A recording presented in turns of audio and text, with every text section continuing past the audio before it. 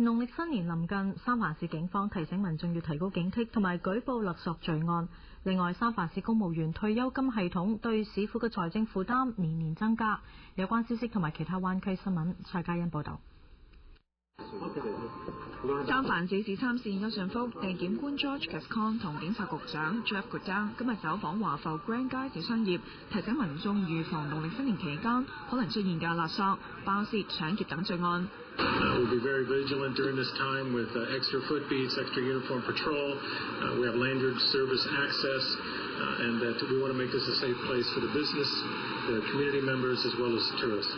警方呼籲遇上即時人身威脅同罪案，要打911報案。三藩市警方亦都有匿名熱線415-553-8090同415-575-4444。三藩市公務員退休基金負擔年年增加。三藩市記事報報道，下年度預算開支比今年多1億元，達到3億7500萬，已經係康樂及公園局年度預算嘅3倍。沉重負擔嚟自市憲章嘅規定，退休金必須每年按通脹增加3.5個百分點。市參事 Sean Ellsburn 就話，代價係市府服務將會被削減。